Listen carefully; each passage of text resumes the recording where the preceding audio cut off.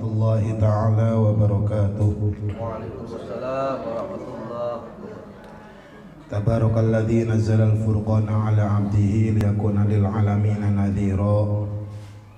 Allahumma shalli wa sallim wa barik ala sayyidina Muhammadin nuri dzati wa sirri sari fi sairil asma'i was sifati wa ala alihi wa sahbihi wa sallim tasliman katsira. Subhanaka la ilma lana illa ma 'allamtana innaka antal alimul hakim. Wala haula wala quwata illa billahil aliyyil azim. Amma ba'du. Yang saya hormati dan yang saya muliakan, orang tua saya yaitu Bapak Haji Imron dan sekeluarga yang saya hormati, ibu-ibu Majlis Taklim Ainul Karomah, yang mudah-mudahan insyaallah malam ini semuanya dimuliakan oleh Allah Subhanahu wa taala. Amin. Pertama-tama dan yang paling utama, marilah kita panjatkan puji syukur kehadirat Allah Subhanahu wa taala di mana pada malam Ahad ini kita dapat bermuajah kembali, dapat menyambung silaturahmi kembali, yaitu dalam kajian kitab Safinatun Najah di Majlis Ainul Karomah ini. Mudah-mudahan datangnya ibu-ibu semua dari rumah menuju ke majlis ini mendapatkan rahmat dari Allah Subhanahu wa taala. Amin. Dan mudah-mudahan setelah kajian ini selesai, semuanya yang hadir di sini mendapatkan maghfirah dari Allah Subhanahu wa taala. Amin ya rabbal alamin. Selanjutnya salawat ma'asalam mudah-mudahan selalu terlimpahkan kepada junjungan baginda alam, yakni Nabi besar Muhammad sallallahu alaihi wasallam beserta seluruh keluarganya, para sahabatnya, para pengikutnya ila akhir zaman. Hadirin hadirat rahimakumullah. Baiklah, ini pembacaan kitabnya kita mulai, kita sambung dari yang kemarin. Karena yang kemarin itu menerangkan syarat sahnya sholat. Sekarang masuk ke bab aurat. Aurat ya, yang namanya aurat itu adalah sesuatu yang jika dilihat tidak baik. Aurat itu kan katanya menurut lughawiyah, menurut etimologi secara bahasa adalah an-naqsu, kurang pantas, kalau dilihat kurang pantas. Al-aurat kun ain naqsu, sesuatu yang kalau dilihat itu kurang, enggak pantas, itu aurat namanya. Berarti kalau yang sekiranya pantas dilihat berarti bukan aurat. Kalau yang enggak pantas dilihat itu masuk aurat. Nanti baru kita bedah nih satu-satu, auratnya orang laki-laki bagaimana, auratnya orang perempuan bagaimana kalau di dalam sholat ataupun di luar sholat. Itu namanya aurat. Jadi di sini kita baca dulu ya, Bismillahirrahmanirrahim. Al auratu arbaun. Sampai situ Jul ya. Utawi sake aurat iku ana papat. Auratur rajuli mutlaqan wal amati fis sholati ma baina surrati war rukbati. Utawi aurate wong lanang mutlaqan kelawan mutlak, wal amati lan budak wadon fi sholati ing dalam sholat, ma baina surrati war rukbati iku barangkang ing dalam antarane bujel lan dengkul. Satu tubuh ya. Auratnya orang laki-laki ya bunyai ibu-ibu, auratnya orang laki-laki dan budak perempuan di dalam sholat. Tapi sekarang tuh kan yang namanya budak amat itu sudah nggak ada bu, karena dulu yang namanya perempuan itu dijual belikan, budak namanya bu. Kalau sekarang itu kan paling TKW adanya, yang dari Indonesia kan kerja ke sana kan TKW, itu mah bukan budak bu, itu mah nyari kerja. Dulu itu memang wanita itu diperjualbelikan, makanya ada yang dibebaskan. Makanya Sayyidina Utsman bin Affan sering ngebebasin budak, begitu juga Abu Bakar Siddiq sering ngebebasin budak perempuan itu. Karena kalau sudah dimilikin sama orang itu diapain aja sama majikannya, yang namanya kan budaknya. Jadi sing arane yang namanya budaknya itu selalu begitu. diperjualbelikan, kerjanya kerja rodi. Kadang-kadang kalau yang majikannya punten maaf nggak beres begitu karakternya, ya seperti itulah perempuan itu. Nah ketika Rasulullah Shallallahu Alaihi Wasallam datang kang diutus, baru itu Rasulullah itu memuliakan wanita. Adanya Rasulullah Shallallahu Alaihi Wasallam itu wanita itu diangkat derajatnya. Dulu bu, dulu ini ya zaman jahiliyah banget tuh kang, perempuan itu nggak ada harganya, maaf ya teh ya punten. Dulu kalau sekarang mah perempuan itu ada manes vita apa kan arane kan, mas kawinnya saiki nganyang kata alamnya. Dulu itu perempuan itu kan nggak ada harganya. Karena apa? Orang jahiliyah kata kakang tadi, kalau judi itu nggak kira-kira bu. Ya, apalagi model Umar waktu belum masuk Islam itu Sayyidina Umar. Semuanya lah waktu belum masuk Islam. Kalau judi apa aja itu dipertaruhkan. Ada onta kang, onta ditaruhkan. Ontanya kalah, ada rumah, rumah jadi taruhan. Punya emas, emasnya ditaruhin. Emas kalah, apalagi yang punya dinar, dinar, dirham, dirham ditaruhin semua. Buat taruhan. Semuanya itu dipertaruhkan buat judi terus begitu tuh judi mah. Ada istri, istri buat ditaruhin. Itu kacaunya orang jahiliyah dulu tuh bu. Makanya ayat Qur'annya turun itu kang setelah Rasulullah Shallallahu Alaihi Wasallam diutus sama Allah itu bu, yaitu nggak boleh melakukan seperti itu yang namanya perjudian, yang namanya khomer itu dilarang banget. Innamal khomru wal maisir wal angsobu wal azlamu rijsun min amali syaitan fajtanibuhu la'allakum tuflihun. Apa sih kenapa soalnya dilarang? Setan itu maunya manusia itu agar ribut. Biasanya bu, kalau orang duduk bareng tukang main judi, salah satunya menang, berhenti alamnya nih. Umpamanya judi nih, ada orang judi terus berhenti yang menang, itu yang kalahnya gondok biasanya. Setan masuk di hatinya, jajal kamu berhenti, saya bacok kamu, katanya gitu. Itu tuh. Jadi setan itu maunya ke Bani Adam itu biar ribut aja maunya, apalagi di bab perjudian, apalagi ditambah sudah minum orangnya, udah kemasukan khomer, minuman keras, udah akhirnya akal sehatnya itu kan hilang. Jadi maunya begitu sama temennya. Dulu juga begitu ya, waktu Rasulullah Shallallahu Alaihi Wasallam yang belum diutus, keadaan jahiliyah orang Arab itu kayak begitu bu. Perempuan itu nggak ada harganya. Bahkan yang paling tragis tuh yang sering pernah diterangkan ibu, Sayyidina Umar bin Khattab itu pernah sejarahnya, dan ini harus kita percaya karena sejarahnya memang ada. Itu punya anak kecil perempuan dibunuh hidup-hidupan, itu benar itu bu, bukan rekayasa itu kan, bukan cerita fiktif, bukan, itu ada ceritanya.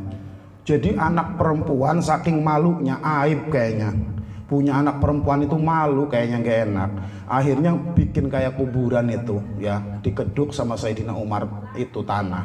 Setelah itu dimasukkan, dijerongkongaken, dijatuhkan gitu ya, si anak perempuan pribadi kan, anak kandung seumur anak saya itu kali ibu-ibu ya, 8 tahun 9 tahun itu bu, dikubur bu deh, dikubur hidup-hidupan. Makanya ketika kang udah masuk Islam itu nangis aja kalau ngingetin itu tuh, nangis bu. Makanya orang itu ada titik jenuhnya. Kalau orang suka melakukan maksiat, tugas kita kan mendoakan saja, kata saya juga bu. Didoakan aja. Nanti kalau sudah didoakan, kalau hidayahnya datang sama orang itu, fa insya Allah orang itu rubah. Jadi jangan diomong-omongin, tapi didoain dari kejauhan. Sholat malam doain lagi saudara kita itu, terus didoain teman-teman kita yang masih belum beres itu. Nanti hidayahnya datang kalau lama-lama Allah mau menunjuki hidayah. Karena sifat Allah itu Al-Hadi, zat yang memberikan petunjuk. Artinya sekacau balau apapun umpamanya orang-orang di Gedung Baya ini, desanya, kalau Allah punya sifat Al-Hadi, zat yang menunjukkan kan, bisa jadi Allah ngasih memberikan petunjuk sama orang yang suka melakukan maksiat, akhirnya bertobat. Koten bu ya, jadi begitu tuh. Jadi balik malih, yang namanya aurat ini orang laki-laki, ibu-ibu ya, auratnya orang laki-laki itu kalau di dalam sholat, kalau lagi sholat nih bu, asal tidak kelihatan di antara pusar sama lutut, dengkul lutut itu ya, lutut itu ngerti bu ya, dengkul ya. Dengkul jadi jawabannya gitu. ngomong bahasa Indonesia negati jul mancing Jawa bae tetep. Wong biasane Jawa aja Kang. Ngomong bahasa Indonesia kabeh bingung. Ibu-ibune kalau tapi Bude ngerti ya bahasa Indonesia Bude ya. Sing liyane ngertos ya Bu ya. Jadi koten Bu. Jadi balik malih Bu ya, balik lagi auratnya laki-laki dan amat itu di dalam sholat nih Bu ya. Yang penting gak kelihatan Kang dari sini sampai sini. Berarti kalau umpama ini ya, umpama nih Bu, ada orang sholat Kang, itu make sarungnya sampai sini. Sarungnya itu lam diikat sampai sini nih Bu, sampai dada. Nah sarung kan sampai bawah tuh ini. Sah enggak tuh Bu? Sah sholatnya. Cuma kurang adab. Kurang adab masa salat keteknya kedeleng. Iya tahu, ketiaknya kelihatan karena kan tapihnya sampai sini umpamanya. Karena dia umpamanya nurutin fikih beneran, yang penting bujel sama lutut nggak kelihatan. Tapih di sini nih, orang laki-laki umpamanya di kamar sendiri sholat tapih nggak pakai baju Kang. Saking sumube, saking panasnya umpamanya. Tapi Bu sampai rikiki, tetapi sarungnya kan bukan ketinggalan Bu. Cuma ininya kebuka. Itu menurut fikih sah. Tapi masa iya Kang orang ngadep Allah kayak begitu Bu? Masa iya wong ngadep ning Allah kayak begitu? Wong pengen alam be lamun lagi pacaran lagi ngapel ning wadone kun waduh wis pakaiannya bagus, celanane Wrangler, Lea elokan sing larang, engko minyak wangine sebotol dihabisin, jus tembekan ngapel. Itu lagi di makhluk, masa ngadep ning pangeran, masa ngadep ke Allah Subhanahu wa taala pakaiannya begitu. Itu saja tuh ya yang buat masalah tuh. Jadi kalau berbicara sah main, kalau fikih mah tetap sah. Cuma adabnya itu nggak ada di Allahnya tuh Bu. Karena fikihnya itu yang namanya aurat itu dari bujel sampai dengkul, dari bujel sampai lutut. Jadi kalau umpamanya ada orang tapih segini nih ya, wong lanang gitu, wong lanang tapi itu sah sholatnya Bu. Takut nanti suami ibu nih, suami para suaminya ibu nih pernah ngeliat takutnya Kang di rumah sholat begitu suaminya diam kan, jangan ditegur apa-apa ya, siapa tahu dianya apa dheweke sumub, badannya sumub koten Kang, karena fikih sah. Jangan dimarahin yang enggak takutnya suami ini salate mengkoten gitu Bu, nggo tapinya semengke gitu, makanya tapinya segini ditutup ininya, yang penting ini ketutup, sah masa asal aja ning masjid bekang begitunya tuh ya. Kalau sholat begitunya itunya di masjid ya, sholat seperti itu di masjid lah pasti jadi omongan orang memang. Kalau sholatnya di masjid kayak gitu, ini kan berbicara fikih nih ya. Kalau fikih yang penting sah. Yang penting sah. Kalau adab tuh larinya ke Kang ke tasawuf. Adab malah. Yang penting fikihnya. Amat pun begitu. Amat pun arane budak wadon. Sing budak wadon pun mengkotenku, ya. Wa aurat terusnya wa auratul hurrati fi sholati jami'u badaniha masiwal wajhi wal kafaini, lan utawi aurate wong wadon kang merdeka fi sholati ing dalem salat iku sekabeh badane hurrah, masiwal wajhi wal kafaini seliyane wajah lan telapak tangan roro. Nah kalau auratnya ibu-ibu siki lamun lagi sholat, ibu-ibu kan bukan budak, biasalah nggak ada sekarang mah budak mah ya. Nah kalau auratnya ibu-ibu nih, kalau di dalam sholat itu seluruh badannya kecuali muka sama telapak tangan. Sampun uning ku maka bega udah tahu. Jadi telapak tangannya pun harus bener-bener mukenahnya itu jangan ngelewatin kau'ain ini gini tulang di dalam nih. Namanya kau'ain ini nih ya, ciri bahasa Arabnya. Jadi kalau ibu-ibunya ininya begitu narik tuh mukenahnya tuh, diliatin pelan-pelan biar tahu. Sholat sih begini nih ibu-ibunya nih, tuh sah nggak nih Bu? Nggak sah. Ininya kelihatan. Jadi ibu-ibu harus bener-bener cari mukenah yang nyepit di sini nih. Kalau ketutup nggak jadi masalah. Jadi dianya ditutup nggak apa-apa, ataupun walaupun mukunahnya longgar tapi perempuan sekarang tuh pakai apa sih yang di dalamnya ada kayak sampai sini tuh, kayak street itu tuh, apa itu namanya, nggak tahu soalnya saya itu apa arahnya kan Bu. Manset, pakai manset di sininya nih, dari sini ke sini itu nggak apa-apa Bu. Soalnya ini kadang kan pelik, masalahnya sepele tapi kalau nggak ngaji susah Bu, barokahnya ngaji tahu. Kalau nggak ngaji ibu-ibunya bingung, nggak ngaji mah kelihatan ini segini, ini kelihatan bagaimana ini kalau kelihatan nih katanya. Itu menjaga soalnya Bu, menjaga konstitusi fikih biar ibunya ibadahnya itu sesuai dengan syarat sama rukun. Rukunnya dilakukan, syaratnya dilakukan. Apa aja syarat kemarin sama rukun tulam? Orang kelingan pasti. Ngoten ku ya.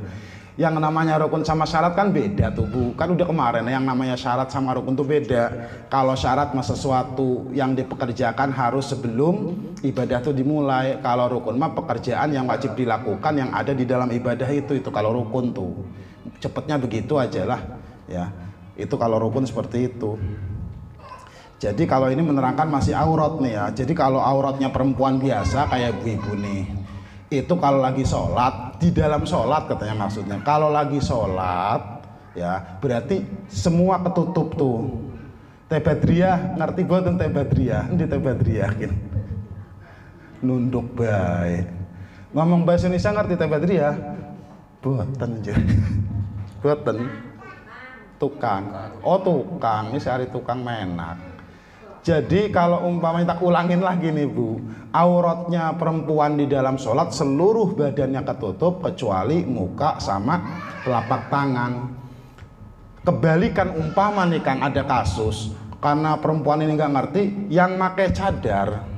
Umpamanya ada orang pakai cadar nih perempuan, pas sholat nggak dibuka nilam cadarnya, sah atau tidak? Sholatnya sah, cuma makruh. Karena fikih itu untuk perempuan ya, perhatikan Bu, untuk wanita yang namanya sholat itu berarti kalau umpamanya ketentuan fikihnya sudah seluruhnya nutup kecuali muka sama telapak tangan. Ini yang bercadar nggak dibuka nih umpamanya nih sholat kan nggak cadar kan ya.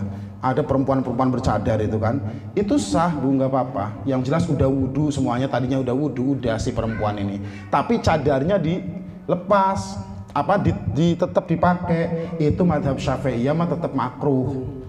Sholatnya mah sah Bu. Jadi udah dibuka aja, dibuka cadarnya baru sholat. Kayak ibu-ibu biasa pakai mukena itu tuh kalau sholat udah begitu aja. Kukoten mana iku Bu. Nah kalau sehari-hari di luar sholat, tak ulangin Bu. Kalau di luar sholat, auratnya ibu-ibu itu seluruh badannya hatal wajha wal kafaini katanya kan, sampai muka dan telapak tangan pun itu aurat, ditutup. Madhab Syafi'i. Yang dilakukan sama ibu-ibu sekarang ini Bude namanya memakai madhab Hanafi ya, karena ibunya kelihatan semua tuh. Tapi ini sopan wong, aurat itu kan an-naqsu yang kurang, yang dilihatnya tidak pantas. Nah kalau begini kan pantas ibu-ibunya. Yang nggak pantas mah Bu, nggone hotpen, lepton, suton, delton, kabeh itu baru namanya nggak pantas Kang. Sampai konening anu lamis itu namanya makanya hotpen, lepton, kelekekaton, delton, budilekaton. Itu baru namanya tidak sopan, auratnya kelihatan. Selama masih begini ini namanya nggak jadi masalah Kang. Cuma biar tahu ibu-ibu yang dilakukan nih sekarang nih, pakai bawahan atas sampai bawah tuh, pakai kerudung. Ini madhab Hanafi, bukan di Indonesia madhab Syafi'i lam, ternyata bukan. Kalau madhab Syafi'i mah harusnya dicadarin ibu-ibunya. Ini masalah fikih biar tahu. Tak ulangin nih Bu ya. Jadi kalau auratnya ibu-ibu di luar sholat itu bahkan semuanya hatal wajha wal kafa ini ditutup. Ya ininya pakai sapu tangan. Waduh kayak montir motor aja di bengkel Kang.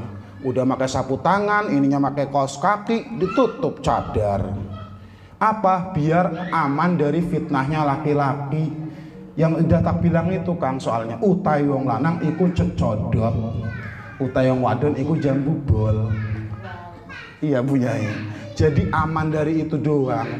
Karena melihat itu, katanya melihat nggak ada hajat itu, kalau dalam mazhab Syafi'i mah haram. Kalau ini mah ada hajat karena kulane Bu sayanya memberikan taklim ke Bu Ibu.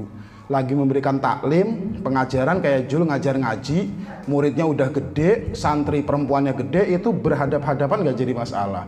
Justru kan kata Rasul yang dikhawatirkan pun la yakhluwanna ahadukum bimro'atin illa ma'adhi mahromin hadisnya. Jadi kalau kelihatan gini malam justru aman. Yang dikhawatirkan nggak ada orang berdua duduk bareng-bareng kikuk kikuk kikuk nanti lama-lama. Karena yang ketiganya setan Kang. Kalau kayak gini mau kelihatan juga sebetulnya nggak jadi masalah. Yang nggak boleh tuh kata Rasulnya, kalau kita melirik hadis Rasul tuh hadisnya sahih itu Fahmi. La yakhluwanna ahadukum bimro'atin illa ma'adhi mahromin. Kalian tidak boleh menyepi di antara kalian antara laki-laki dan perempuan kecuali ngebawa mahrom. Jadi nanti tuh kalau umpamanya anaknya udah gede tuh Lam, ada yang mau ngapelin nggak usah keluar, suruh ke rumah Kang. Umpamanya, bah saya mau keluar, udah cowoknya bawa ke rumah, duduk di ruang tamu ngobrol sama abah, dah ngopi bareng sama abah di sini. Jangan keluar-keluar beboncengan naik motor, nanti anaknya ibunya digituin Bu. Insya Allah saya juga nanti begitu karena anak saya masih SMP, yang perempuan nih Kang, yang pertama. Kula dari kecil yang pertama itu masih perempuan masih SMP. Nanti ketika remaja, SMA, kuliah umpamanya, itu kalau melihat hadis Rasul gitu caranya begitu Bu. Abah ini malam Ahad di malam Minggu mau apa? Wakuncar kata orang sekarang. Apa itu? Waktu kunjung pacar. Waktu kudu pacar buat akhirnya tak kayane jekan konon ya. Karena kulane kan wong lanang. Tadinya tahu kula sering alamkan pengalamannya akeh bengene Bu. Jadi anak sama kita kan tetap pengalamannya kita kerihin kan, kita dulu pengalamannya. Jadi caranya gitu, menghindari. Walaupun berdua naik motornya kan. Ingat hadis itu kita nyala yakhluwanna ahadukum bimro'atin illa ma'adhi mahromin. Jangan sekali-kali perempuan sama laki-laki menyepi ya, kholwat itu dari kata kholwat itu menyepi kecuali bawa mahromnya. Jadi gampang kalau mau ngizinin suruh bawa adiknya. Takutnya si calonnya ini, si pacarnya ini bawanya mobil, nget bening arep rumah kula ini di depan rumah. Ya udah kamu semua anaknya adiknya suruh ngikut, udah biar nggak bisa macem-macem. Kalau berdua itu justru, kalau kayak gini maka nggak jadi masalah. Walaupun kelihatan nih bude ya, kelihatan ini. Tapi ini kan kita bareng. Justru yang khawatir itu sendirian berdua, karena yang ketiganya kata Nabi Muhammadnya udah otomatis setan yang ketiganya. Makanya Kang di Arab nanti di sana tuh madhabnya pindah intiqalul madhab. Gak jadi masalah, dari mana-mana tawaf bareng kan, kesenggol lagi Kang, kesenggol lagi. Itu kan madhabnya udah pindah itu Jul. Kalau umpamanya kita lagi tawaf masih pakai madhabnya Syafi'i ilang, nggak bisa nyanti istri kita. Nanti kesenggol perempuan sana orang Arab, orang India, orang Turki, kesenggol lagi wudhu lagi Kang. Nyari air jam-jam, wudhunya kan air jam-jam di sana, banyak ribuan kerannya. Nanti wudhu, tawaf lagi kesenggol wudhu, kapan pragate tawafe? Nanti gak selesai itu tawafnya. Makanya sudah begitu aja fikih Maya. Jadi di sana itu seperti itu Bu, karena beda madhabnya sama yang di Indonesia. Kita kan tahu nih Indonesia ini mayoritas Syafi'iyah. Nanti kalau sudah di sana beda Malik yang dipakai, Imam Malik nantinya sama madhab Hanafi. Jadi kalau umpamanya kesenggol kan terus aja tawaf, terus pipitung balen. Kalau belum 7 kali terus tawafnya, udah selesai 7 kali baru sholat sunnah tawaf. Ke pinggir sedikit, sholat sunnah tawaf kalau sudah 7 kali. Itu Islam mudahnya. Makanya sesuai Qur'annya juga yuridullahu bikumul yusra wa la yuridu bikumul usra. Allah itu menghendaki kemudahan di kalian itu. Tidak menghendaki kesulitan. Nggak dibikin ribet ibadah mah Bu.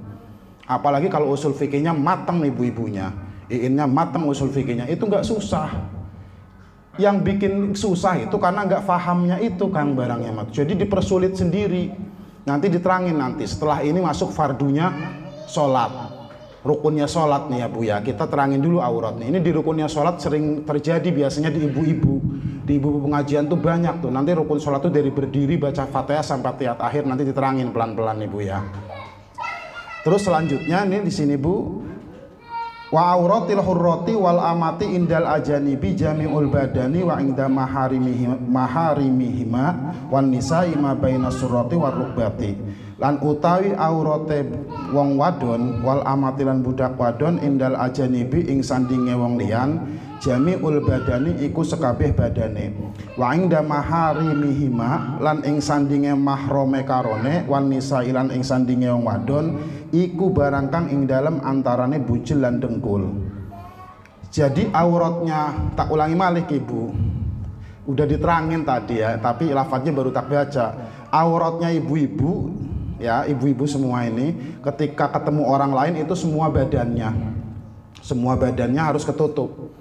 Lamun lagi metu ning jabah ya, lagi metu ke keluar dari rumah ibu-ibunya ya, itu ketutup semua.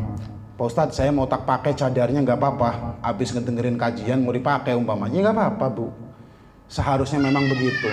Tapi kalau ribet nggak usah dipakai, nggak jadi masalah Kang, ya udah begini aja sopan nggak apa-apa.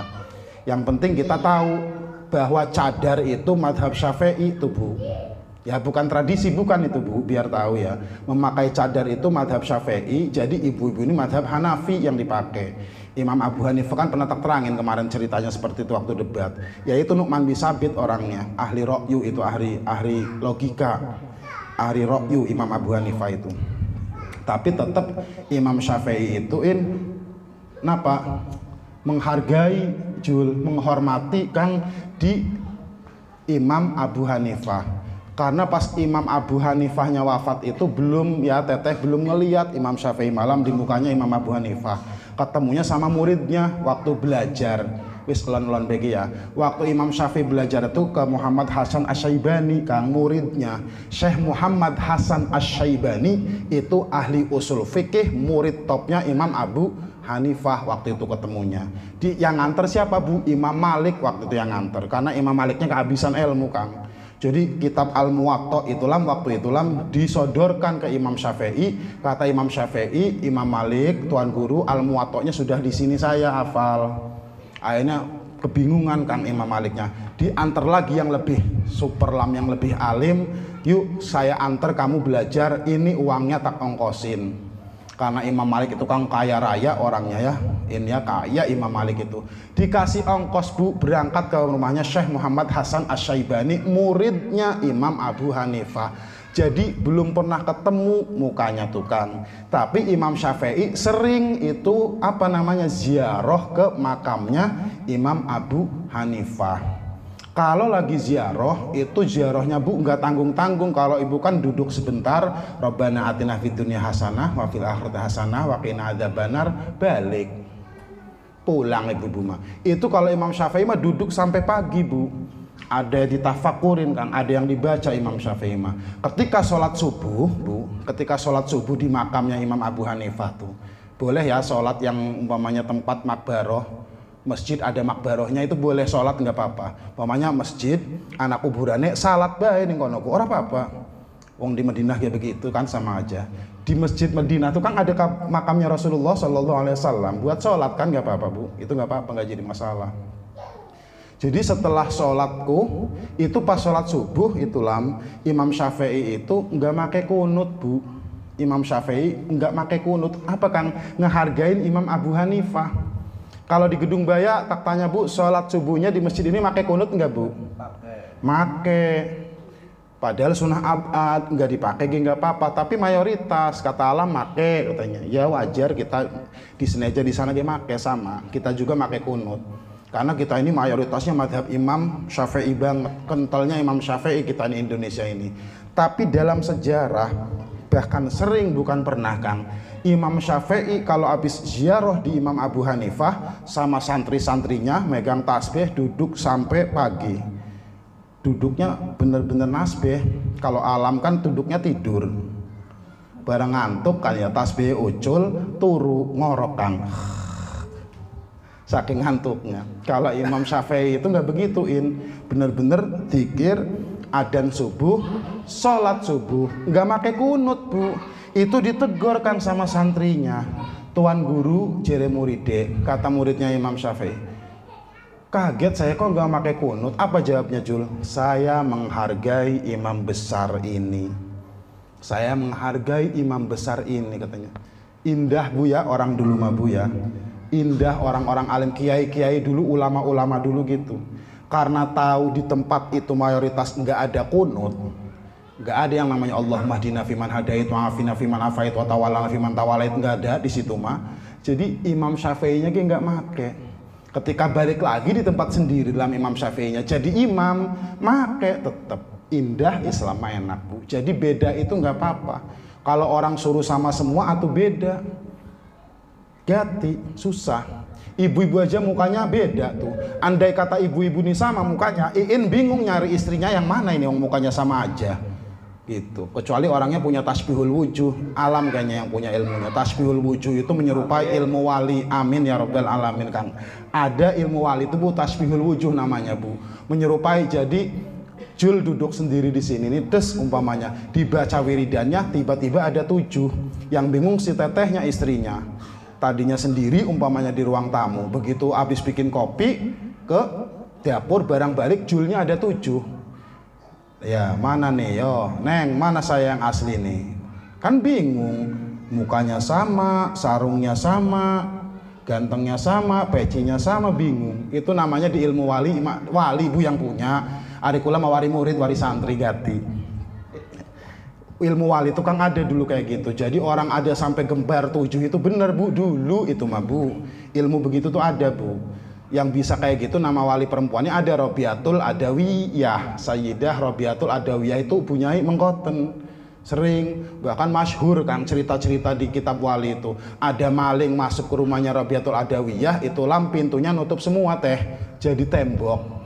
Robiatul Adawiyahnya makanya di kamar lagi tahajud, tahu ada maling, ada rampok, itu tahu, ngambil ini diambil, udah digotong sama malingnya. Maling ini sampai 5 orang. Begitu masuk keluar pintu Bu, pintunya nutup, des, jadi tembok. Ada hatif, hatif itu suara tanpa rupa, ciri suaranya bukan suara momok setan, bukan Bu ya. Ada suara ajalah, letakkan semua barang-barangmu maka kau akan selamat. Itu kan bingung kan, maling itu ditaruh Bu, ditaruh lagi, akhirnya diletakin, barang diletakin, ngebuka lagi pintunya, ngebuka lagi pintunya. Wong dasar maling otaknya jelek, diambil lagi barangnya, diambil maling baik katanya, diambil lagi barangnya. Begitu udah diangkat lagi barangnya, mau lari lah, mau keluar, itu pintu berubah lagi Kang jadi tembok. Ini asli Bu, lubah jadi tembok. Jadi malingnya kebingungan. Ada lagi suara, letakkan seluruh barang-barang itu maka kamu akan selamat. Sampai pucet kan malingnya, terus-terusan lam kayak gitu sampai pagi. Akhirnya barang capek mah Bu ya, malingnya capek lah, ditaruh aja, ditaruh. Begitu ditaruh, subuh ngebuka pintunya, lari. Jadi Robiatul Adawiyah keluar sholat subuh, barang-barang masih acak-acakan memang karena habis diacak-acak maling, tapi satu pun barangnya enggak ada yang kebawa. Itu cerita-cerita wali dulu tuh banyak Bu kayak gitu tuh, karomah-karomahnya. Karena dulu itu orangnya beneran ke Allah Subhanahu wa ta'alanya tuh beneran ibadahnya ya. Kalau ibu-ibu mau kayak gitu syaratnya gampang Bu, nurut aja sama suaminya. Ya, tak ulangin Bu, nurut sama suaminya, insya Allah itu bisa Bu. Yang penting nurut, jangan pernah ngomong kasar, jangan pernah ngangluh ke suaminya, dikasih berapa aja nurut. Jere wadon-wadon, jere ibu-ibu nek dasar Pak Ustadz Gumje ngebela nih bapak-bapak baik, bukan ya Lam ya. Kita ini kan lagi berbicara ilmu, kita lagi berbicara ilmu ini mah ya. Ada saatnya memang seperti itu kalau mau kayak gitu ibu-ibunya. Umpama Pak Ustadz kita mah pengen kayak konon keprepen carane bude kayak pengen ngono buatan bude, ya itu caranya gitu. Nggak usah wirid yang banyak-banyak, wiridnya ribuan, orang turu-turu begini tiap bengi melek, nggak usah kayak gitu. Nurut apa yang diomongin suaminya, nurut aja. Sedikit pun nggak ada rasa benci ke suaminya sampai tua, dijaga. Fa insya Allah, Allah ngasih fadilah kayak gitu. Gampang gitu ngebu ya, kalau bisa ngelakuinnya, kalau bisa, kalau nggak bisa ya sulit pasti. Namanya juga nggak bisa kan. Anak tanding wong ini kan bu ya. Anak tahu wong sini kan wong. Pogo selip semit bae langsung tangannya apa lu macam-macam nih, kalau wong laki jadi ketenakan umpama nih jangan, atau mulut gitu ya, seperti itulah Bu ya. Jadi pribadi, cerita pribadi saya juga Bu sering nasehatin ke istri itu Bu, begini dikasih nasihat. Karena apa Bu, perempuan itu amanah yang kita bawa Kang sampai hari akhir.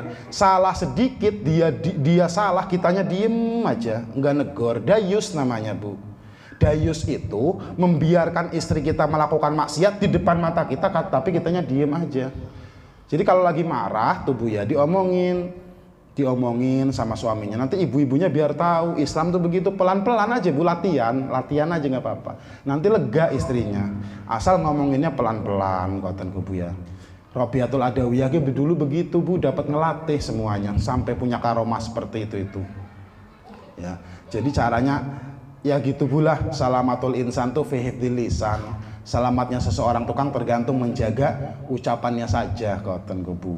Ya. Jadi balik malih, beda tuh Bu ya, namanya madhab itu beda, tak ulangin nih Bu ya. Yang namanya, tak ulangin, auratnya perempuan di luar sholat, ketika ketemu sama ajnabi orang lain, itu seluruh badannya. Kalau mukanya mau ditutup, monggo, nggak apa-apa Bude, nggak ditutup juga nggak apa-apa. Karena fikih itu luas, jadi jangan sampai gara-gara fikih ustadznya ribut. Harusnya kalau dulu berbeda itu biasa aja Kang. Imam Malik berbeda sama Imam Syafi'i ya biasa saja. Contoh nih Bu, ini kasus contoh nih yang banyak terjadi, punten nih ya, neranginnya masalahnya tetap ada di sini Kang, tetap, cuma nanti ada yang beda temanya. Ada orang Bu, contoh nih Bu, ada orang hamil duluan. Ada orang hamil duluan nih umpamanya nih ya. Ada orang hamil ya Kang Anulam ya. Hamil duluan karena hamilin sama laki-laki. Itu Bude laki-lakinya ini mau tanggung jawab nih, udah mau tanggung jawab, biar tahu nih ya ibu-ibunya. Ya udah saya menghamilin, ngaku saya mau tanggung jawab. Itu dinikahin tuh sama suaminya tuh. Dinikahin umpamanya nih Kang si perempuan. Ini sah enggak Bu? Ini sah kalau dinikahin sama laki-lakinya.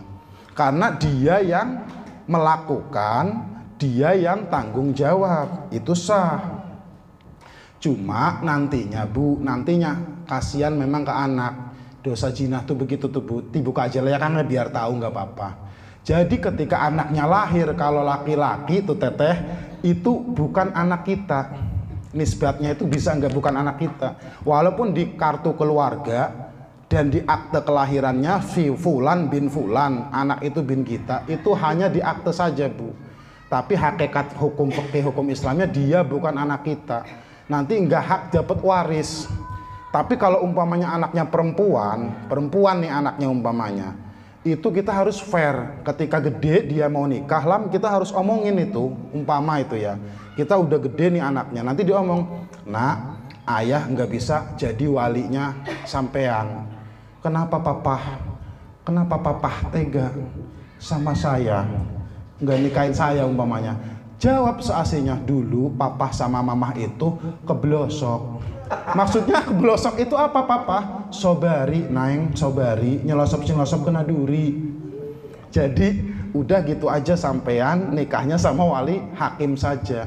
Jadi diceritakan saja apa adanya. Soalnya kalau dipaksakan ini kitanya jadi wali, nanti jinah anak kitanya lagi jinah lagi karena nggak sah Kang. Tuh Bu. Jadi kalau umpamanya ada kejadian di desa manapun, kedenger nih si A sama si B begitu, ya begitulah pokoknya. Terus hamil, si laki-lakinya ini nikahin, udah nikahin aja nggak apa-apa. Daripada nantinya kalau nggak dinikahin, awas nih teteh ibu, kalau nggak dinikahin nih Bu, nanti pas keluar lagi bareng-bareng begitu lagi di hotel umpamanya, zina lagi, dosanya nambah lagi Kak. Jadi ketika dinikahin, kalau ketahuan cepet dinikahin tuh. Dia dipanggil keluarganya, dirembugin, dinikahin. Dah nikah agama aja, yang penting ada saksinya gitu kan, ada pengantin laki-lakinya, pengantin perempuannya, ijab kabul, beres udah. Nanti kalau umpama Bu abis nikah itu dia melakukan lagi, itu sudah tidak zina lagi tapi halal Kang. Itu berdasarkan fatwanya Rasulullah SAW dalam kitab Mizan Kubro Lam. Imam Sya'roni itu Kang ngomong seperti itu. Ketika ada orang datang ke Rasulullah SAW, ya Rasul, ada orang nih habis melakukan zina, tapi detik itu dikawinakan Bu, dinikahkan. Itu Rasul ngomong gini katanya, qad kharaja min sifahin ila nikahin. Berarti dua orang perempuan dan laki-laki itu sudah keluar dari zina menuju nikah. Seandainya tidak dinikahkan nih Bu, berarti nantinya kan kumpul kebo lagi. Kalau kumpul kebo kan berarti haram maning, jinah maning. Tapi kalau sudah dinikahkan sama ibu-ibunya tuh, dinikahkan karena ketahuan udah 3 bulan, 4 bulan hamil umpamanya, dinikahkan, sah itu Bu nikahnya. Dan nanti malamnya kalau melakukan itu, dua orang itu sudah tidak zina lagi, tapi halal, jima soalnya. Bukan zina tapi jima, ya halal, nggak jadi masalah itu. Jadi itu jangan diributin Bu kayak gitu tuh ya. Kan sering kan Bu kayak gitu ya. Kejadiannya hamil dulu terus dinikahkan gitu kan. Dinikahkan itu nggak apa-apa. Sah itu nggak apa-apa Bu ya. Soalnya apa? Rasulullahnya itu ngomongnya begitu. Kalau nggak dinikahkan nantinya kumpul kebo lagi. Itu fikih tuh Bu tuh ya. Jadi kalau umpamanya ada nih, contoh nih Bu, ada yang tidak membolehkan, nggak boleh seperti itu mah. Apa sebabnya? Karena perempuannya lagi hamil. Terus bagaimana Kang caranya? Tungguin anaknya sampai lahir umpamanya seperti itu. Berarti kalau nanti ada ustadz yang ngomong kayak gitu, ibu-ibunya jangan bingung. Nih nanti tak terangin nih, sering kula tak terangaken di punya detail. Jadi yang membolehkan itu madhabnya 3, yang tidak membolehkan madhabnya 1. Madhab 1 orang. Yang membolehkan itu kan madhab Imam Abu Hanifah, madhab Hanafi, madhab Maliki, madhab Syafi'i. Itu sah yang kayak tadi itu. Yang mengharamkan 1 imam doang, madhab Imam Ahmad bin Hambal, itu tidak boleh. Kata Ahmad bin Hambal, tungguin sampai bayinya lahir, barusan dinikahkan, gak apa-apa. Cuma kalau yang 3 inilah, madhab 3 ini itu khawatir, karena khawatirnya gede, takut nantinya itu melakukan lagi, mending dinikahkan kala itu sah nikahnya. Jadi bukan anak Ustadz Ismet ngomongnya kayak ten Bu ya. Nanti kajian lagi, ibu di mana pengajian, nanya ibu-ibunya, Pak Ustadz, umpamanya ada tetangga saya nih hamil duluan, terus dinikahkan sama orang tuanya, sah enggak? Haram itu Bu. Ibu enggak kaget nantinya. Yang mengharamkan itu 1 madhab saja, madhab Imam Ahmad bin Hambal Kang. Tapi yang 3 ini mengesahkan, madhab Hanafi, Imam Malik sama Imam Syafi'i ini menghalalkan, membolehkan. Karena apa? Khawatir nantinya Bu zinah lagi kalau enggak dinikahkan. Seperti itu tuh Bu ya. Ya paham Bu ya. Dilanjut nih Bu ya. Masih cekas Bu? Apa ngantuk? Sembari mangan Bu. Ndah ngunyem cangkemnya. Nih sekarang masuk ke rukun sholat nih Bu. Masih sore tuh Bu, masih jam 8. Jam 8 atau jam berapa itu? Masih sore Bu. Jam 8 lewat sejam setengah. Iya, jam 8 lewat sejam setengah kata alamnya ya. Masuk ke sholat nih Bu. Nih kita rukun sholat kita tegar ya. Faslun arkanus sholati sab'ata asyara. Utawi kiku fasol, utawi sake rukun sholat iku 17. Ada 17 Kang. Kaget enggak tuh Bu? Pak Ustadz, saya pernah pengajian ada yang 13, enggak apa-apa. Yang 13 itu berartiin enggak menaruh tumak ninah setelah ruku, setelah i'tidal, setelah sujud. Jadi yang 17 ini tumak ninahnya satu-satu dihitung. Ada umpamanya di satu kitab yang lain 13, ada yang ngomongnya 14, ada yang 15, ada yang 16, dan ini yang paling banyak 17. Jadi enak tuh Bu. Jadi nggak bingung ibu-ibunya. Yang jawab 13 lam bener Kang, yang jawabnya ada 17 ini juga bener. Ada rujukannya semua kitabnya itu Bu. Yang pertama Bu, rukunnya sholat. Jadi rukun sholat nih Bu, kalau ditinggalkan nih yang 17, itu diyakinkan dan dipastikan sholat ibu-ibu nggak sah. Karena rukun itu kata ulama usul fikih apa? Huwa ma yatawaqqafu alaihi sihhatu syai'i wa kana juz'an minhu. Kagos lil wajhi fil wudu'i wa takbir wa takbiratul ihram fi sholat. Itu definisi rukun tuh Bu ya. Intinya pekerjaan yang harus dilakukan di dalam ibadah itu.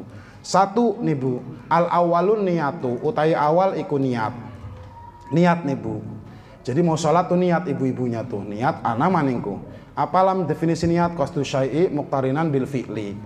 Jadi mengsengajakan sesuatu dibarengi dengan pekerjaan itu. Iku niat arane Bu. Niat mana baik Kang? Niat itu di awal pasti ada aja. Niat mah ya. Yang kedua takbiratul ihram. Ya, langsung aja. Yang kedua takbiratul ihram. Yang pertama niat, terus takbiratul ihram. Yang ketiga atsalisu al-qiyamu alal qadiri fil fardi. Utai kang kaping telu iku ngadeg ing atase wong kang mampu ing dalam sholat fardu. Berarti Bu, hanya sholat fardu saja yang wajib berdiri ibu-ibunya. Umpama ibu-ibu sholat taraweh nanti Ramadan datang, males ibu-ibunya berdirinya. Sah enggak duduk tuh Bu? Ayo Bu, ibu-ibu enggak sakit ke masjid nih Kang. Barang imamnya ini kilometernya beneran, Allahu Akbar, Allahu Akbar, Allahu Akbar, Allahu Akbar, Allahu Akbar, imamnya kayak imamannya cepet, ulang ke sami cepet. Ada kan macam-macam imam tarawih itu Bu. Kadang ada Bismillahirrahmanirrahim, wadduha wal laili idza saja, Allahu Akbar, samiallahu liman hamidah, Allahu Akbar, Allahu Akbar, Allahu Akbar, Allahu Akbar, Bismillahirrahmanirrahim, Allahu Akbar, Allah. Umpamanya kata ibu-ibunya, sebel deh imam kayak gini, gue capek banget gue nih ya geraknya. Itu ibu-ibunya duduk Kang, sengaja, nggak sakit padahal mah, ya saya duduk aja lah. Di barisan orang banyak itu Kang duduk, enak-enakan, Allahu Akbar, Allahu Akbar, samiallahu liman hamidah, biar nggak capek. Itu sholat sunnah begitu tuh sah nggak Bu? Sah. Ya Bu ya, sholat sunnah nggak apa-apa. Yang wajib berdiri itu di sholat fardu. Orang sholat fardunya aja Kang kalau nggak kuat mah boleh duduk kan. Kan pernah terangkan itu ibu. Kalau nggak kuat lagi sakit, nggak kuat berdiri duduk, nggak kuat duduk tidur miring, nggak kuat tidur miring tidur telentang, nggak kuat tidur telentang pakai isyarat mata, nggak kuat pakai isyarat mata, pakai isyarat hati, nggak kuat sama hati, mati disolati, beres. Karena udah nggak kuat segala-gala, nggak ada yang bisa digunakan Kang anggota tubuhnya. Itu Islam begitu, ada rukhsah tuh, kalau nggak kena terus rukhsahnya gitu. Jadi nggak kok harus begitu katanya neranginnya. Kasihan kan ibu-ibunya kalau begitu.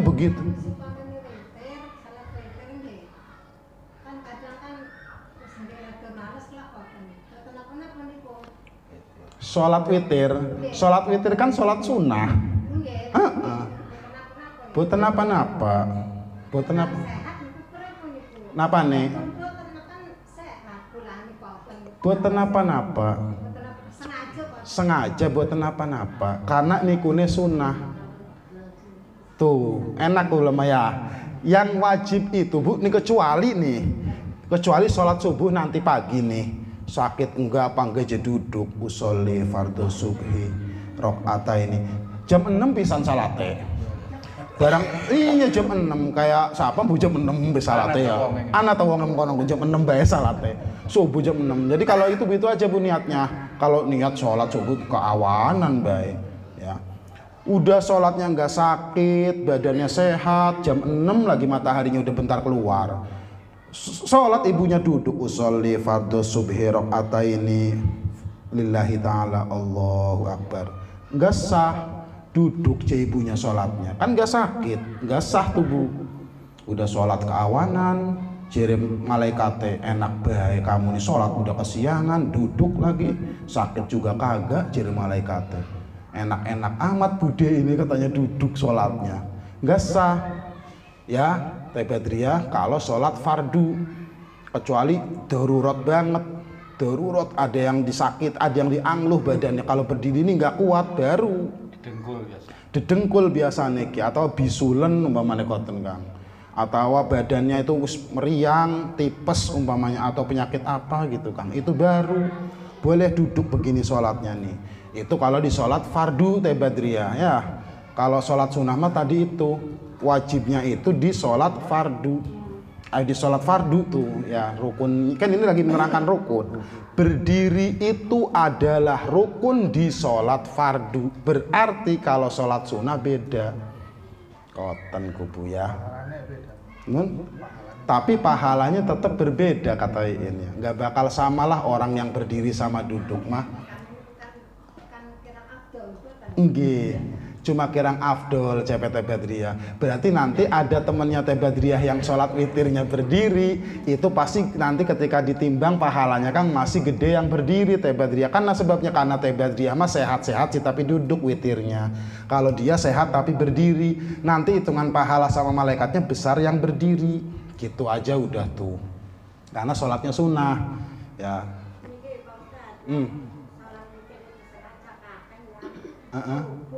Ayo Teh Badriah sih ngendi sih? Ai Gusti pantesan pada baik. Pantesan kula diketawain aja sama ibu dari tadi. Ya, pantesan Kang ya mirip ya. Ai tetutupan rayong. Iya katuran.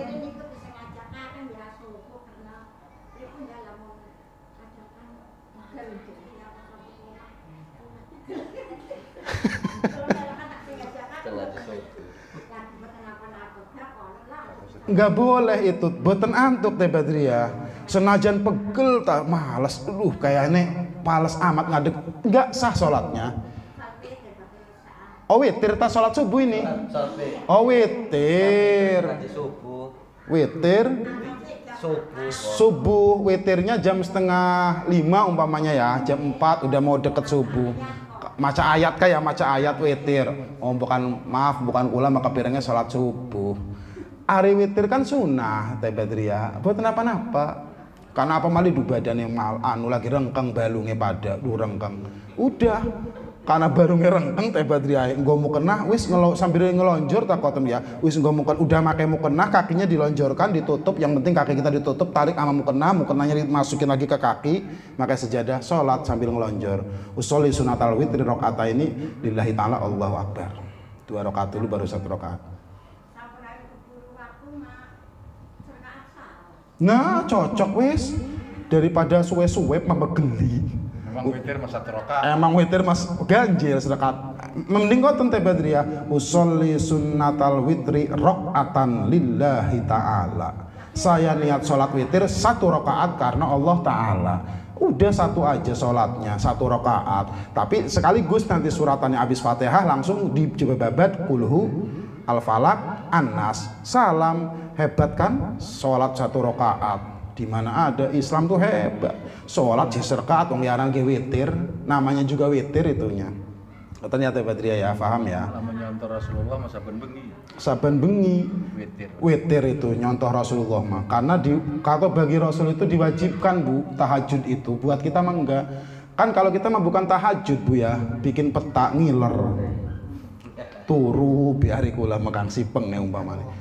Makanya dalam surat Bani Israil Allah ngomong begitu tuh, berfirman wa minal laili fatahajjad bihi nafilatan laka asa ayyab'atsaka rabbuka maqaman mahmuda. Itu buat Rasul mah wajib. Buat nambahin Rasul itu wajib itu Bu. Nggih, bagus akan ngelakoni capek gurunya Teh Badriah akan ngelakoni. Lah sudah dilakukan saja nggak apa-apa, biar banyak. Salat sunnah yang paling afdal tuh ya witir itu. Buat kenapa-napa, nggak apa-apa itu dilakukan itu Bu ya, nggak apa-apa Bu ya, malah bagus. Makanya berarti batasnya sebelum sholat subuh. Batasannya sebelum sholat subuh, masuknya sesudah sholat isya. Pak Ustadz saya mau witir tapi habis maghrib, masuknya sholat mutlak, nggak sah witirnya, jadi masuknya mutlak saja. Karena witir itu ada syarat Kang, setelah sholat isya ibu-ibunya. Habis sholat isya baru witir tuh. Mau jam 8, jam 9, jam 10, jam 12, jam 1, jam 2 malam, jam 3 pagi, jam 4 pagi masih bisa witir mah. Yang penting belum adzan subuh. Kata Teh Badriah tadi, baru pas baca ayat masih kebedak, masih keburu itu masih. Gak apa-apa. Gitu. Jadi itu ini ya batasannya tuh. Ya Teh Badriah paham ya. Jadi untuk sholat wajib fardu itu nggak boleh ditawar kalau masih sehat badannya. Kan di sininya di alal qadir, buat yang mampu. Berarti kalau sakit silahkan duduk. Kalau sehat kitanya tiba-tiba duduk sholat subuh jadi duduk lagi sehat, tidak sah. Ya sama sekali nggak ada mau usahanya banget ngedeket sama Allahnya. Padahal Bu yang namanya sholat itu as-sholatu munajatur Rabbi. Sholat itu berbisik-bisik sama Rabbi, sama Allah. Masa iya suruh berdiri aja sholat subuh tukang nggak mau? Koten Bu ya. Sebetulnya hubungan kita sama Allah tuh pas lagi sholat Bu. Makanya sholat itu kan luar biasa, ibadah yang paling biasa. Asrarus sholat dalam kitab Ihya Ulumuddin itu ada Imam Ghazali itu ada bab asrarus sholat, rahasianya sholat itu Bu luar biasa. Kalau nanti dibedah nanti dikasih tahu kalau ibunya tahu. Jadi nggak bakal orang tuh mau ninggalin sholat kalau tahu rahasianya sebetulnya. Maka namanya asrarus sholat, babnya rahasia sholat itu apa aja kata Imam Al Ghazali itu. Yang suruh berdiri doang nih kecuali ibunya nggak kuat. Islam kan begitu. Kalau nggak kuat baru namanya darurat. Kalau darurat namanya darurat Bu, namanya ibunya sakit. Itu yang ketiga. Nah, yang keempat menuju nih ar-rabi'u qiraatul Fatihati utawi kang papat iku nguwaca surat Al-Fatihah. Nah, Fatihah ini rukun Kang. Kalau ditinggalkan tidak sah anunya salatnya ibu-ibunya. Kata Rasulnya la sholata liman lam yaqra bi ummil kitab. Tidak ada sholat yang sah jika orang tidak membaca ummul kitab, yakni Al-Fatihah. Kalau Al-Fatihahnya ibu tinggal, itu tidak sah sholatnya. Jadi Al-Fatihahnya harus dibaca. Timbul pertanyaan, Pak Ustadz sayanya Fatihahnya belang tengtong. Udah ngomong seperti itu dibenerin sama guru ngajinya begitu aja. Bismillahirrahmanirrahim. Alhamdulillahi rabbil ngalamin. Ngalamin apa situnya? Ngalamin apa? Alamin, ngalamin. Ayoh maniyohim umpamanya. Omong barang pelok lang. Coba Ar-Rahmanir-Rahim umpama kan ada orang yang begitu tuh kan ada yang algos cedal itu. Ya alsak itu cedal gitu ya. Susah begitu aja. Maliki yaumiddin iyyaka na'budu wa iyyaka nasta'in. Masih bener kan? Ihdinas siratal mustaqim siratal ladzina an'amta alaihim ghairil maghdubi alaihim waladdallin. Disuruh waladdo nggak bisa, waladdo waladal aja. Ya sudah, wong bisanya segitu Kang. Itu sholatnya bagaimana Bu? Sah. Karena memang ibunya mampunya segitu lidahnya. Maka kaidah usul itu pegangannya iin ma la yudraku kullu la yutraku kullu. Daripada enggak sama sekali mending dilakukan. Jangan ustadznya percuma Bu, enggak sah sholatnya. Itu nangis itu ibu-ibunya nantinya, kasihan. Ya sudah, bahkan di sininya juga summa wa in ajaza. Summa wa in ajaza itu lam. Gini nih, kalau umpamanya ibu-ibunya nggak bisa sama sekali Kang Fatihahnya digenti 7 ayat Quran. Apa yang hafal Bu 7 ayat Quran selain Fatihah? Wong Fatihah Quran, kulhu Quran. Kalau menurut Imam Hanafi katanya begini, kenapa kayak begitu katanya? Yang namanya Quran itu kan cuma bukan Fatihah. Bisa enggak selain Fatihah? Caranya mazhab Hanafi mas sahjul, bukan Fatihah itu Kang. Wongan Fatihah kan mazhab Syafi'i doang, kudu Fatihah lam. Caranya Malik sama Hanafi itu Bu, yang penting 7 ayat dari semua surat yang ada 114 surat 30 juz itu apa aja yang penting 7 ayat. Hari ini ulama Indonesia mah karena mazhabnya Syafi'i, jadi Imam Syafi'i itu wajib pakai Fatihah. Madhab Hanafi masih jen Bu, terus terang akan bikin ibu-ibu nih lah, nda ibu-ibu nih anu biar faham ya. Jadi kalau beda tuh nggak apa-apa Bu, yang penting ngaji ibunya, barokahnya yang penting ngaji, makanya hadir ibu-ibu nih ngaji biar faham. Yang penting 7 ayat katanya tuin, ngapain pakai Fatihah? Caranya madhab Hanafi mah. Yang lain ada kok surat nggak jadi masalah. Tapi kita sudah pribadi kula gemacam Ibu, saya sendiri Fatihah bacanya ya. Tapi kalau ini ada nih, ada orang yang bener-bener awam, nggak bisa, mulutnya susah Kang, belajarnya tua, baru nikah, punya suami baru belajar, pasti begitu Bu. Kecil mah nggak suka belajar, main apa aja kali kecilnya, nggak suka belajar, barang udah gede punya suami, terus baru belajar Quran, datang ke Pak Ustadznya, Pak Ustadz mau baca Quran ngaji, pasti mengkonon ngaji nih, Bismillahirrahmanirrahim, he Bu he nirrahim bemunine, Alhamdulillahirabbil alamin, Alhamdulillahirabbil ngalamin, buati umpamanya Kang, begitu aja. Ya sudah itu Bu, nggak apa-apa, sholatnya tetap sah karena bisanya segitu. Kalau umpamanya lam digenti sama ayat Quran nggak mampu juga, digenti sama 7 dikir. 7 dikir Bu. Ini Imam Syekh Nawawi dalam syarahnya sampai ngomongin 7 dikir, berarti 7 sesuai sama Fatihah kan 7 ayat ini. Berarti digentikan sama 7 dikir, subhanallah walhamdulillah wala ilaha illallah wallahu akbar wala haula wala quwata illa billahil aliyil azim, masyaallah, Allahumma sholli ala sayyidina Muhammad. Bisa. Karena saking nggak bisanya, umpama ini mah Bu, namanya kayak umpama. Jadi orang ini saking bebelnya otaknya, diajarin sama ustadznya nggak bisa Fatihahnya, sampai nangis umpamanya nggak bisa Fatihahnya, saya mah Pak Ustadz nggak bisa. Mending saya mati aja deh dari kayak gini mah. Ayolah aja mati ya. urip-uripan pengen mati. Ya udah diganti aja sama yang lainnya, jadi enak tuh Bu. Ya, tapi awal tetap Fatihah dulu Bu. Kalau Fatihahnya itu nggak becus, memang sholatnya nggak sah. Tapi kalau udah bener-bener belajar, nggak bisa-bisa aja lam digenti. Itu Syekh Nawawi Tanara yang ngomong Bu, Udu Ismatullah Mukhtar duduk. Syekh Nawawinya aja sampai ngomong, jika orang itu apes, nggak bisa Kang, lemah mengucapkan Fatihah, silahkan ganti dengan 7 ayat Quran. Lah enak kan lam? Qul huwallahu ahad, Allahu samad, lam yalid walam yulad walam yakul lahu kufuwan ahad. Qul a'udzu birabbil falaq min syarri ma khalaq wa min syarri ghasiqin idza waqab. Allahu akbar, ruku. Itu Islam tuh Bu. Kalau gitu juga nggak bisa orangnya, saking bebelnya orang ini, pokoknya otaknya saking, waduh, otaknya nggak bisa jalan sama sekali gitu ya. Jangan sampai kita punya anak keturunan kayak gitu Bu ya. Otaknya susah orang ini diajarinnya. Ya sudah Kang, diganti sama 7 zikir. Subhanallah walhamdulillah udah ya, wala ilaha illallah wallahu akbar wala haula wala quwata billah masya Allah, Allahumma sholli ala sayyidina Muhammad. Sama ku 7, karena Fatihahnya ayatnya ada 7. Itu yang keempat Bu. Jadi jangan dipersulit Bu ya. Udah tuh Bu ya, Fatihah keempat rukunnya nih Bu. Terus yang kelima, al khamisur ruku'u, utai kang 5 iku ruku. Ruku ini Bu syaratnya harus jejeg ibu-ibunya badannya. Ini papaanin si badan kita ini kan mirip kayak papan. Kalau ditaruhin aqua di badan kita di sini nggak jatuh.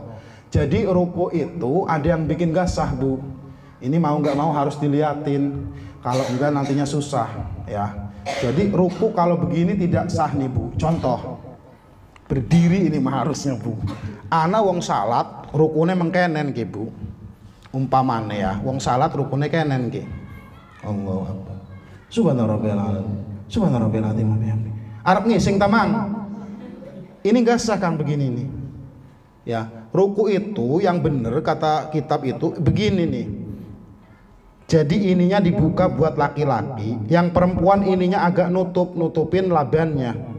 Jadi kalau perempuan tangannya rada mancing, embokan orang kelingan doang, salat subuh, orang go kutang.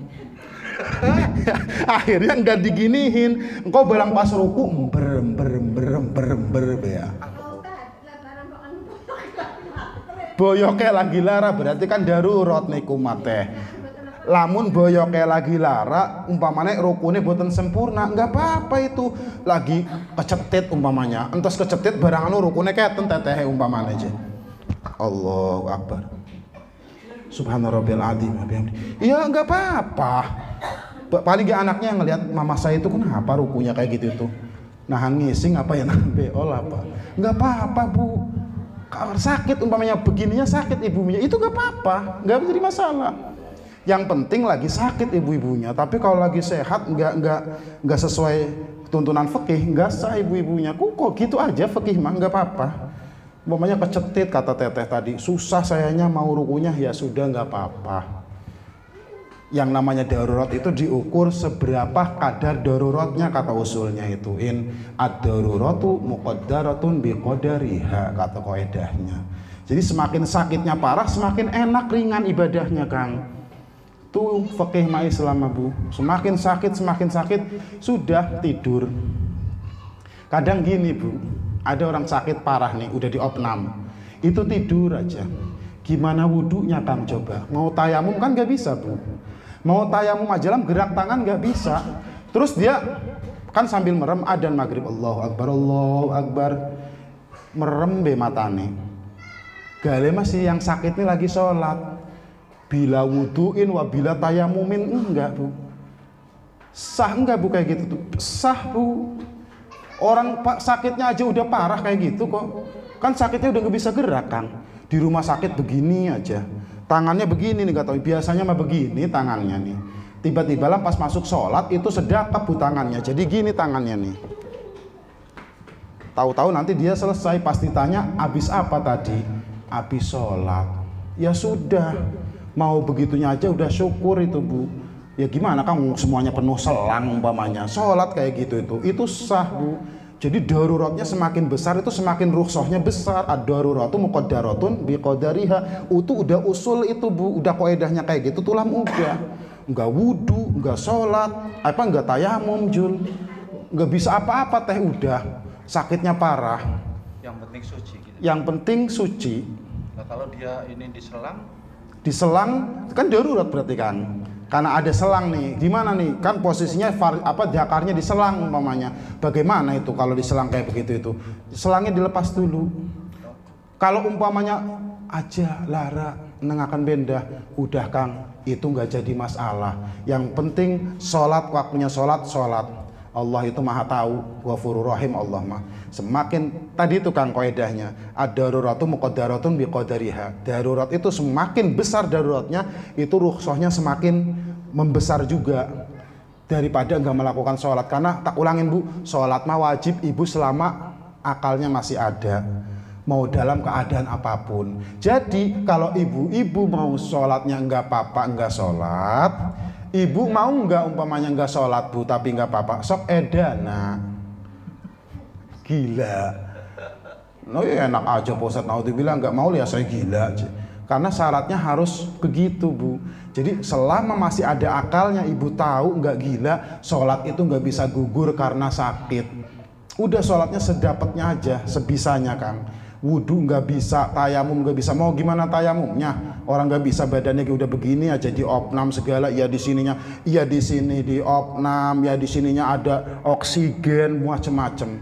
Ya udah sholat aja nggak jadi masalah, seperti itu, Bu ya. Tuh, mau yang ke-6 jamnya udah lewat, takut ibu-ibunya ngantuk. Mau dilanjut apa terus Bu? Mau lanjut apa terus? Setengah 10 lewat kerunya, ya.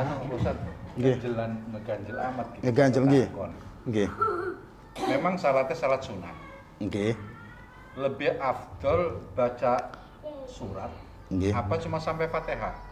Apakah lebih afdol baca surat atau sampai Fatihah saja? Yang afdol itu dikasih surat kan. Karena setiap tambah ibadah berarti tambah pahala. Mau di sholat fardu tadi sholat sunnah tak itu makan. Karena Rasulullah SAW sendiri ketika sholat sunnah justru memperpanjang suratannya. Rasulullah kalau sholat malam Kang, itu yang dibaca kadang surat tur, wattur, wakitabim mastur, itu yang dibaca. Makanya sampai kakinya kan bengkak Kang. Jadi kalau sholat sunnah itu namanya sendiri panjangkan tuh. Kecuali sholat jadi imam, jangan panjang-panjang alam, takut dikerakin sama makmumnya. Wow, jadi makmumnya. Alam kini suwene salate, gua ya nih wacane surate. Yang tadi itu ya, iya kan sejarah ya kan Bu, sejarah kan yang ditegur sama Rasulullah itu orang yang sholatnya panjang-panjang kan. Yang pendek mah nggak ditegur, yang panjang-panjang aja yang ditegur gitu tuh. Rasulullah tuh kasihan sama umatnya, sama makmumnya. Jadi kau tentang yang lebih afdol, apakah dikasih suratan, apakah sampai Fatihah saja? Logika dibaliknya, kalau kita kerja, apakah mau kerja saja, apakah tambahan lembur? Pasti tambahan lembur lah, biar dapat lagi uang lemburnya. Gitu aja Kang logikanya. Berarti kalau sholat sunnah, silahkan ibu yang hafal surat Al-Mulk dibaca. Pribadi sama seperti Kakang Kang. Pribadi saya nih Bu, kalau malam Jumat datang, sholat Jumatnya, sholat malamnya Bu, itu pribadi saya setelah Fatihah Yasin bacanya Bu. Waduh, ya ini lagi cerita saja tahadus binikmah. Nanti rakaat keduanya tabarok. Udah 2 rakaat doang, baru nanti baca sholawat. Jadi kalau umpamanya sholat malam ituin, pribadi saya nih Bu, ketika usolli sunatal hajati atau usolli sunatal tahajudi, kalau habis tidur, karena saya nggak tidur, jadi usolli sunatal hajati. Itu habis waladhdallin amin langsung bismillahirrahmanirrahim yasin wal qur'anil hakim. Itu memang lama, tapi ya segitulah enaknya Kang. Nanti rakaat keduanya baru Al-Mulk. Ya Bude, kalau Bude mau nyoba silahkan latihan gak apa-apa. Tapi paling kakinya nanti gegederan ya. Kakinya begitu-begitu paling nantinya. Gitu aja, nanti disambung lagi rukun sholat yang ke-6 pada malam Ahad berikutnya. Karena sekarang jamnya sudah malam, takut ibu-ibunya sudah ngantuk ya. Jadi kita akhirin pengajian ini dengan surat Al-Fatihah. A'udzubillahi minasyaitonir rajim. Bismillahirrahmanirrahim. Alhamdulillahirabbil alamin arrahmanir rahim maliki yaumiddin. Iyyaka na'budu wa iyyaka nasta'in. Ihdinas siratal mustaqim siratal ladzina an'amta 'alaihim ghairil maghdubi 'alaihim waladdallin. Amin. Amin. Bismillahirrahmanirrahim. Alhamdulillahirabbil alamin hamdan syakirin hamdan na'imin hamdan yuwafi ni'amahu yukafi mazidah. Ya Rabbana lakal hamdu kama yanbaghi li jalalika wajhil karim wa 'azimi sultanik. Subhanaka la nuhsi thanan 'alaika anta kama athnaita 'ala nafsik falakal hamdu qabla ridha wa lakal hamdu ba'da ridha wa lakal hamdu idza radita 'anna daiman abada. Allahumma inna nas'aluka bika ya Allah an tusalli wa tusallim 'ala sayyidina Muhammadin wa 'ala sairil anbiya'i wal mursalin wa 'ala alihi wa sahbihi ajma'in adada ma fil millahil 'azim salatan taj'aluna biha min imami awlikal arifin wa tukrimuna biha karamatan bahiratan hatta qadarna bihal masya minal masyriq ilal maghrib fi sa'atin wahidatin bi syafaati sayyidil mursalin wa tarzuquna biha kathrata talamidul amwal wa tarzuquna biha kathrata talamidul amwal wa tarzuquna biha ya Allah kathrata talamidul amwal wal ashabi wal atba'i wal ahwani wal adyafi fi kulli yawmin wa lailatin min jamil afaq min yawmin hadha ila yaumiddin wa tulhimuna biha uluman laduniyah bil hamil malaikatil muqarrabin wa tujibu biha da'watan nabi sa'adatul karamah fid dunya wal akhirati minal maghfurin wa tahsyuruna biha bi ibadika sholihin fid dharain minal aminin wa ta'udu barakatuha alaina wa ala auladina wa ala dzurriyyatina wa ala jamil mu'minin wa ala alihi wa sahbihi wa sallim. Allahumma arham ummata Muhammad, Allahumma ighfir li ummati Muhammad, Allahumma aslih ummata Muhammad, Allahumma farrij an ummati Muhammadin sallallahu alaihi wasallam farajan ajilan. Allahumma shalli ala malaikatikal muqarrabin wa ala ambikal mutahharin wa ala rasulukal mursalin wa ala hamalatil arsyika ajma'in wa ala Jibril wa Mikail wa Israfil wa malakil maut wa malik wa ridwan wa shalli ala al-kiramil katibin wa ala ahli bait nabiyika Muhammadin sallallahu alaihi wasallam wa taqdiya hajatina ya qadiyal hajat ya qadiyal hajat ya qadiyal hajat. Allahumma asturna bi sitrikal jamil, Allahumma asturna bi sitrikal jamil, Allahumma asturna bi sitrikal jamil. Rabbana hab lana min azwajina wa dhurriyyatina qurrata a'yunin waj'alna lil muttaqina imama. Rabbana atina fid dunya hasanah wa fil akhirati hasanah wa qina adzabannar. Bi fadlika subhana rabbika rabbil izzati amma yasifun wa salamun alal mursalin walhamdulillahi rabbil alamin. Assalamualaikum warahmatullahi wabarakatuh. Ya Rabbi bil Mustafa balligh maqasidana waghfir lana ma madha ya wasi'al karami. Ya Rabbi bil Mustafa arzuqna ziyaratahu waftah lana ilma